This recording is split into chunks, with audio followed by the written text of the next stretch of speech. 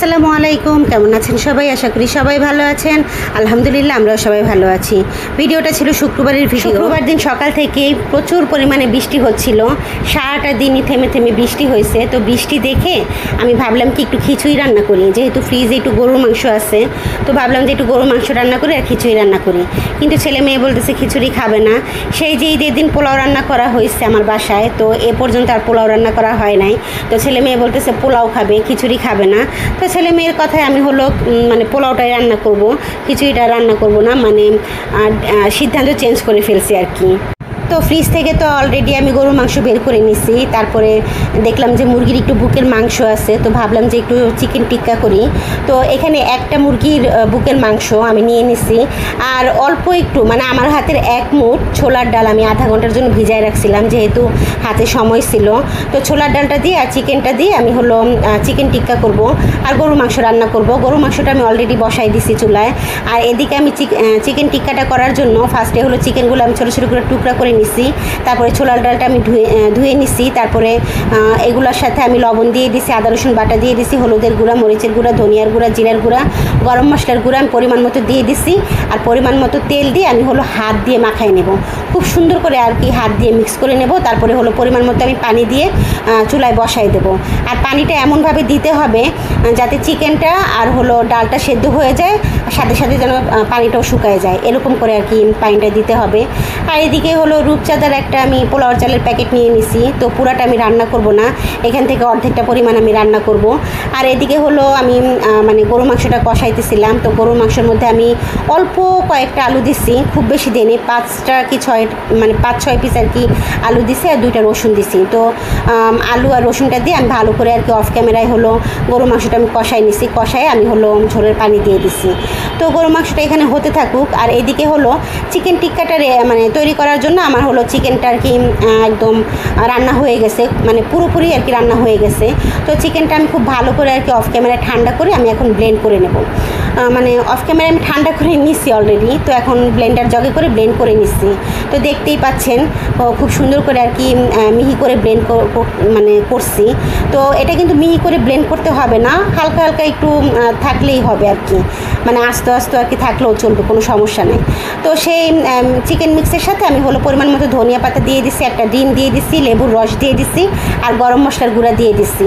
আর লেবুর রসটা এখানে ইউজ করা হয়েছে যাতে ডিমের কাঁচা গন্ধটা নাকে না আসে আর কি। আচ্ছা, আর এইখানে হচ্ছে খুব ভালো করে হাত দিয়ে মিক্স করে আমি হলো এখন কাবাবের শেপটা করে নেব, মানে টিক্কার শেপটা করে নেব। তার আগে আমি হলো হাতে তেল মাখাই নিছিলাম। তো দেখতেই পাচ্ছেন আমার কিন্তু একে একে সবগুলা টিক্কা তৈরি হয়ে গেছে। আমি একটু মোটা মোটা করে ভারী ভারী করে আর কি টিক্কাটা করে নিছি, তাতে করে আর কি মানে খেতে ভালো লাগে আর কি। আর দেখতেই পাচ্ছেন এখানে একটা কড়াই, এটা হচ্ছে ননস্টিকের মার্বেল কোটিং করা একটা কড়াই। তো এটা আমার খুব শখের একটা কড়াই। এই কড়াইটা না আমি কোরবানি ঈদের আগের দিন কিনছিলাম, মানে কোরবানি ঈদের দিন আর কি রান্না করব, খিচুড়ি রান্না করব বলে। তো সত্যি কথা বলতে কি প্যাকেট থেকে না খুলতে আর ইচ্ছা করে নাই। এটা হচ্ছে প্রেস্টিজের একটা 30 সেন্টিমিটারের মার্বেল কোটিং করা কড়াই। আমার অনেক দিনের ইচ্ছা ছিল যে মার্বেল কোটিং করা একটা ননস্টিকের কড়াই আমি ইউজ করব। এমনিতে আমি ননস্টিকের কড়াই আমি ইউজ করছি, কিন্তু মার্বেল কোটেড করা যে কড়াইগুলা সেটা আমি কখনো ইউজ করিনি, এটা আমার ফার্স্ট টাইম। তো ঈদের দিন রান্না করব বলে কিনছিলাম ঠিকই, কিন্তু রান্নার করা হয় নাই। ওই যে মায়া লাগতেছিল, মানে প্যাকেট থেকে খুললে তো জিনিসটা পুরাতন হয়ে যাবে, তাই না? মানে রান্না করার সাথে সাথে জিনিসটা পুরাতন হয়ে যাবে, তাই জন্য কিন্তু আমি আর রান্না করি নাই ঈদের দিন। তো পরবর্তীতে কিন্তু আমার রান্না করতে হয়েছে, তাই না? মানে ঈদের পরে কিন্তু আমি রান্না করছি। আর এটা কিন্তু মানে ইন্ডাকশনে রান্না করা যাবে। আমার যেহেতু ইন্ডাকশন লাগে না, আমি তো গ্যাসেই রান্না করি। তারপরও যাই হোক বলে দিলাম আর কি, দেখতেই পেলেন না, মানে কড়াইটার নিচে আর কি ইন্ডাকশন কোটেড করা আর কি, মানে ইন্ডাকশন আর কি রান্না করা যাবে। আচ্ছা, আর এটা কিন্তু ঢাকনা সহ প্রেস্টিজের একটা ননস্টিকের মার্বেল কোটিং করা 30 সেন্টিমিটারের কড়াইটা দেখতে অনেক সুন্দর। আর আমি কিন্তু সর্বপ্রথম রান্না করছিলাম লাউ মুরগি এই কড়াইতে, লাউ দিয়ে মুরগি রান্না করছিলাম। তারপরে একদিন রান্না করছি খিচুড়ি, আর আজকে পোলাও রান্না করব। এটা কিন্তু তৃতীয়বারের মতো রান্না করতেছি। দেখেন ঈদের দিন রান্না করব বলে আমি কিন্তু কড়াইটা কিনছিলাম, বাট ঈদের দিন কিন্তু রান্না করি নাই, ঠিকই কিন্তু ঈদের পরে আমি রান্না করছি। আসলে মায়া করে তো লাভ নাই, তাই না? আমি তো এটা মানে রান্না করার জন্যই কিনছিলাম। আচ্ছা যাই হোক, আর আজকে কিন্তু আমি পোলাওতে মটরশুঁটি ইউজ করছি। আর অফ ক্যামেরায় সরি আপনাদের সামনেই তো দেখতেই পেলেন আমি কিন্তু পোলাওটা বসাই দিছি অলরেডি। আর এখানে আমি ওই যে বললাম ফ্রোজেন করা মটরশুঁটি ইউজ করছি আজকে পোলাওতে। আর পোলাওটা খুব ভালো করে আর কি চালটা কষে আমি হলো পানি দিয়ে দিছিলাম। এখন হলো মানে প্রায় পানিটা শুকায় আসছে, আমি এখন ঢাকনা দিয়ে ঢেকে দেবো। মোটামুটি 10 থেকে 15 মিনিট সময় নিয়ে আমি এখন রান্নাটা করে নেবো আর কি পোলাওটা। আর এইদিকে আমার ছেলে বলতেছে অল্প একটু ট্যাং আছে মা, আমি একটু ট্যাংটা বানায় খেয়ে নিই। মানে আমার ছেলে মেয়ে দুজন আর কি ট্যাং খাবে। অল্প একটু ট্যাং ছিল ঘরে, খুব একটা বেশি ছিল না, 2 চামচের মতো ট্যাং ছিল।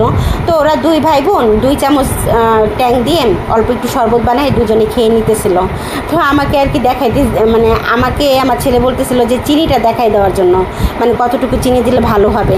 তো 2 চামচ ট্যাংয়ের মধ্যে আমি বললাম যে 1 চামচ চিনি দাও, তাতেই চলবে, যেহেতু আমরা চিনি কম খাই, মানে মিষ্টির পরিমাণটা আমরা কম খাই।